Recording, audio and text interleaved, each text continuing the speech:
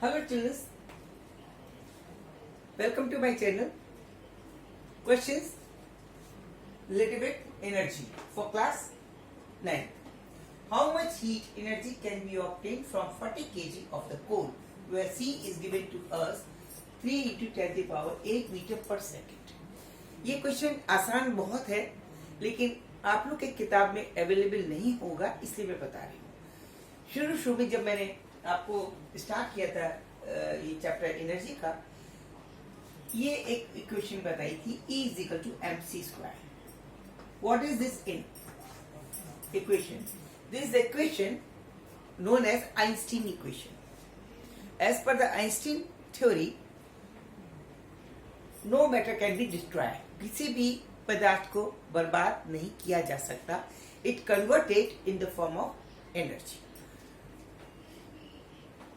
This is the mass of the body, a body having a mass m. From a body of mass m, the energy can be obtained equal to E is equal to will be equal to m to c square, where c is the velocity of the light.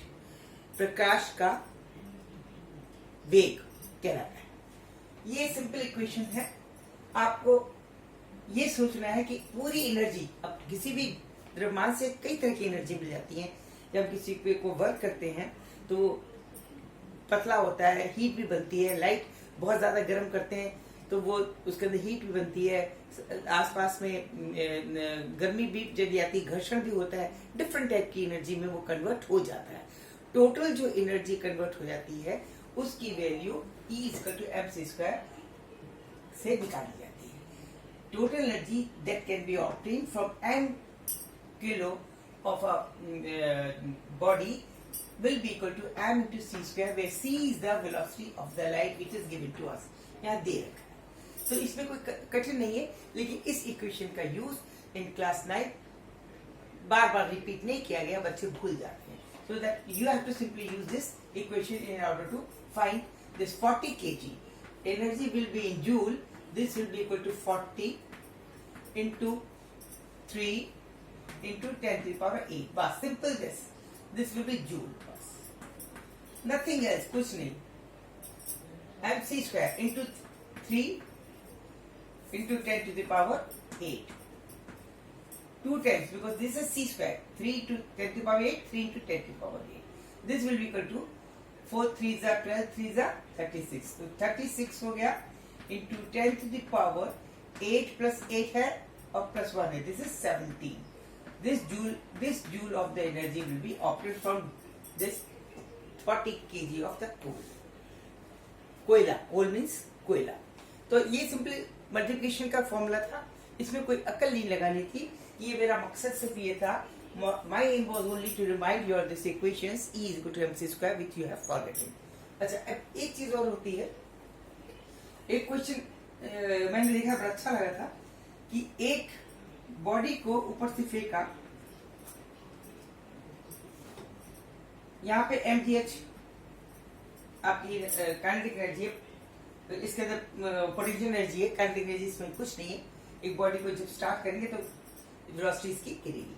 हर टक्कर पे अगर बिल्कुल भी loss of energy नहीं होती, अगर energy बिल्कुल भी लॉस नहीं होती, it means total potential energy है यहाँ पर, और वो धीरे धीरे ग्रेविटेशन की वजह से यहाँ पे आके टोटल की टोटल काइनेटिक एनर्जी बन जाएगी.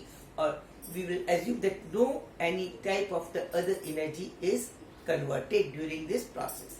पूरे दौरान कुछ और नहीं हुआ. तो उस केस में जो भी यहाँ पे v वेलोसिटी से अगर कोई बॉडी पहुंचती है तो उसकी जो potential energy m into v square होगी, that will be exactly equal to this. They both will equal. जबकि कोई और तरीके से एनर्जी वेस्ट नहीं होती है. No any other way to consume the energy, only ये potential energy and kinetic energy is there. Somehow अगर यहाँ पे कोई हवा चल रही है या कोई बीच में कोई फ्रिक्शन की चीज आ गई, बीच में खुरदरा वातावरण आ गया या कुछ हो गया, उससे लॉस ऑफ द एनर्जी होती है. या जैसे ये टकराई है बॉडी से, अब अर्थ से टकराई, उस समय उस अर्थ को भी वही टकराएगी तो एनर्जी रहेगी. अगर कुछ परसेंटेज एनर्जी वेस्ट होती जाती है, मान लीजिए 10% वेस्ट हो जाती है। तो अगली बार जो जब यहाँ पे आएगी तो इसमें 10% कहाँ चलेगी, अर्थ ने कंज्यूम कर लिया, लेकिन बाकी 90% से ऊपर जाएगी। अभी एग्जैक्टली इसके ऊपर नहीं पहुंचेगी, एग्जैक्टली इसके ऊपर नहीं पहुंचेगी क्योंकि इसकी 90% एनर्जी रह गई है, 10% वेस्ट हो गई। फिर ये दोबारा जाएगी नीचे, यहाँ पे हर स्टिक पे फिर से 10% लॉक हो जाती है। अब की बार जो हाइट रहेगी पहले से कम आएगी और वो 80% बचे हुए जो बचा हुआ 90% का, उसका 90% जाएगी, 80% नहीं, क्योंकि हर बार पहली वाली एनर्जी का 10% लॉस हो जाता है। फिर जाएगी नीचे, फिर नीचे टकराएगी, यहाँ पे टकराने से फिर 10% लॉस हो जाता है। अब की बार बची हुई का फिर 80% जाएगी। इस तरह से बॉल जो है हर बार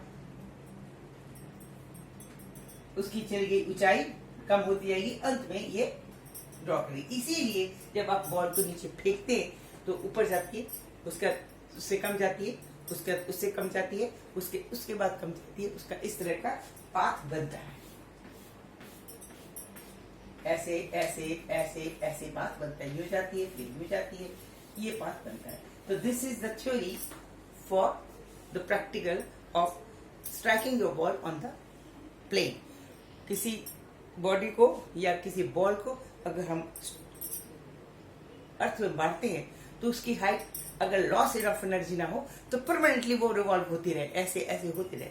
लॉस एनर्जी नहीं होगी, ऊपर जाएगी पूरी काइनेटिक एनर्जी, पोटेंशियल एनर्जी बढ़ जाएगी, फिर नीचे आएगी पूरी पोटेंशियल एनर्जी नीचे काइनेटिक एनर्जी बढ़ जाएगी, फिर जाएगी, फिर इस तरह से होता रहेगा। लेकिन जब हवा के फ्रिक्शन वगैरह से अर्थ के ऊपर टकराने से कुछ एनर्जी इधर उधर वेस्ट होती है, हवा के फ्रिक्शन भी वेस्ट होती है, उसके टकराने में वेस्ट होती है। वो वेस्टेज अगर 10% है, मैंने इस समय एग्जाम्पल 10 का ले लिया है, लेकिन कुछ भी परसेंटेज लॉस हो सकती है।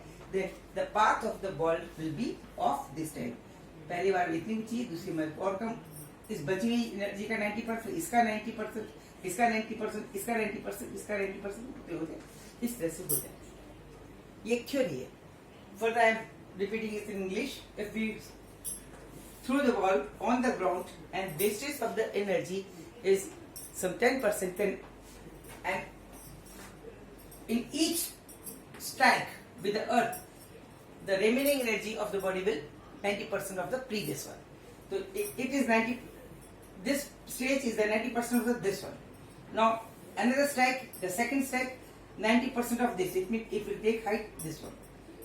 In another next strike, height will be contained by the body with a 90% of this portion. It means only this energy.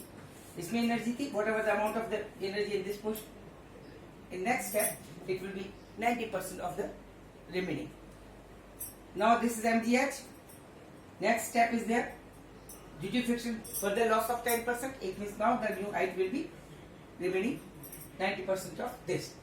इस तरह से it will gradually reduce because of friction and because the strike on the earth, and that is why practically we see ball like rotary like this.